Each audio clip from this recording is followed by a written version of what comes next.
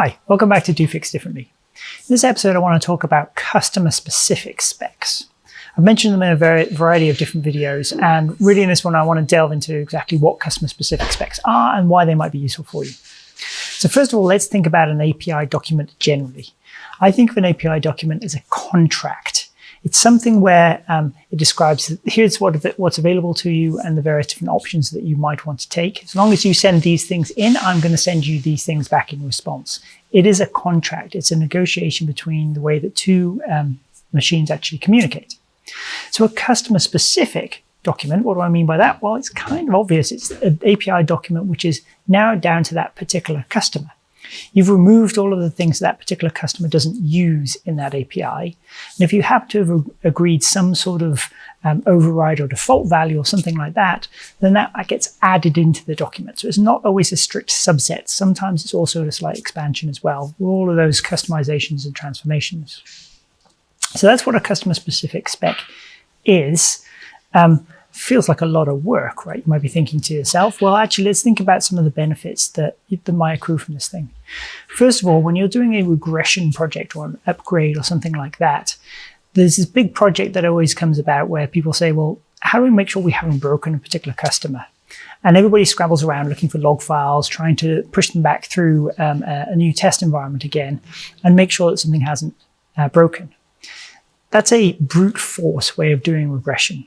A much easier and more precision way of doing that regression process is, well, if you actually understand what the customer wants and uses during your API, all of the agreements you've got in place, then you can just test those things. You don't have to do this scattergun, blast everything that we have at the new environment and see if something's broken. So it's far more tactical and helps you much, much more when it comes to regression and functional upgrades.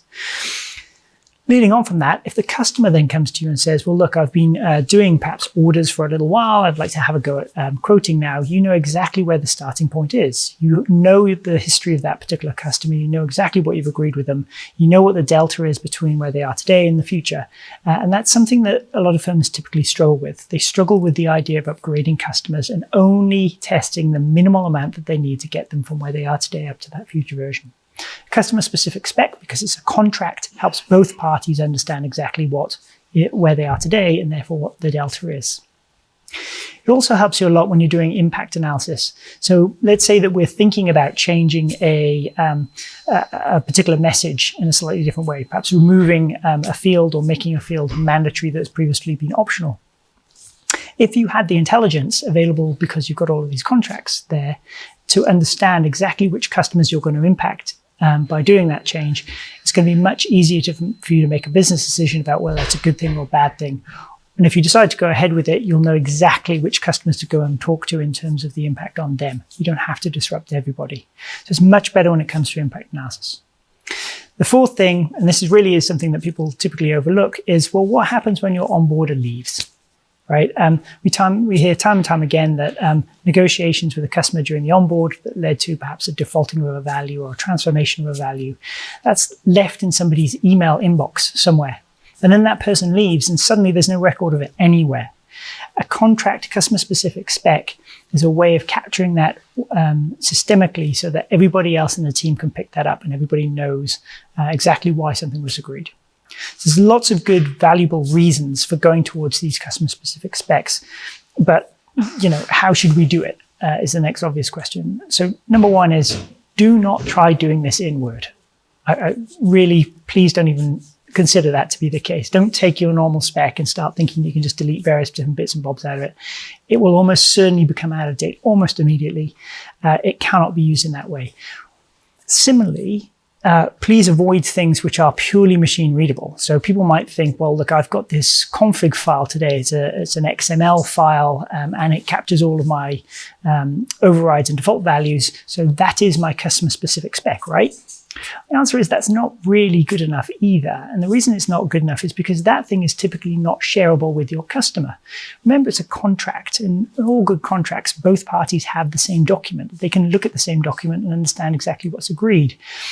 While a configuration file might work for your internal systems, it's certainly not good enough for something that you can share to a customer and they'll understand it. And so an XML config file, that really isn't a machine readable, that isn't a really good idea for a customer specific spec either. So what is? Well, we come back time and time again to the idea of this new generation of machine-readable documents, machine-readable documents that contain both the human-readable elements and the machine-readable encodings of a various different API. And that is the foundation on which you should build customer-specific specs.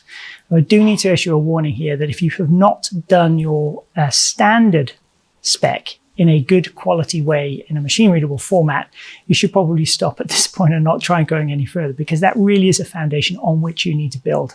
If you don't have that foundation, invest time in making that nice and solid before you consider customer specific specs.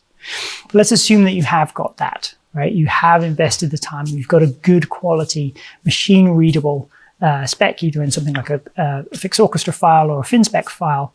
Now you want to build a customer specific variety of it. Well, it's pretty straightforward, right? It is copying it, calling it something associated with that particular customer, and then you adjust, right? So there are two different scenarios in which you might be doing this. One is a greenfield site, a brand new customer onboarding for the first time. The second one is what I call a brownfield site, where it's an existing customer and you're retrofitting whatever you've agreed with them in the past. Your approach is going to be slightly different in each one of these things. So the greenfield site, the brand new customer coming in for the very first time, this is the easiest way of doing it. It's the ideal place to capture the customer specific spec. It's as simple as narrowing down the specification according to the things that the customer has demonstrated that they are able to support in their application and that they've gone through conformance for. So in my example of the customer who's only done orders and not done quotes, you simply delete the quote section. Because it's a machine readable document, you can hand that to them at the end of the day and say, here's what we agreed, here's what you certified for. They have a copy, you have a copy, and everybody knows exactly where they stand. So Greenfield really is the perfect place to be able to capture this stuff. And if there's any of those little defaults or overrides or something like that, again, instead of it being in somebody's email inbox, put it into that document. Both parties can see it. Everybody knows exactly where they are. Brownfield sites are slightly more difficult because you have to retrofit this from observed behavior today. So there's probably a two-step process. The first one is narrowing down the set of functionality that's supported down to what the customer is actually capable of. Here, logs are your friend. So you need to put that through some sort of process which looks at the logs from that particular customer and compares it against what's available in the API. If you think of it like you're building up a heat map of they're touching these different pieces of the API and these particular fields within that each individual message and these enumerations within those fields. If you build up that heat map using a series of log files, then you can start to restrict down the spec and understand exactly what they're capable of. Any defaults and overrides, well, they typically tend to throw themselves up as exceptions in that process. So suddenly you'll see a customer send in an enumeration for a field, for example, which is not supported. At that point, you need to look at it and you need to question, is that a problem with my standard spec? Or is that actually an override? So hopefully a process like that, which is monitoring your production logs against your spec, will throw up the errors. And those are the things then that you need to convert into the transformations, the customizations that go into the customer specific spec. It's much harder to do it in the brownfield site, but it is possible. It is just more of a project. And as I say, once you've got these customer specific specifications locked down, they'll set you up for really much easier migrations in the future, much easier functional upgrades.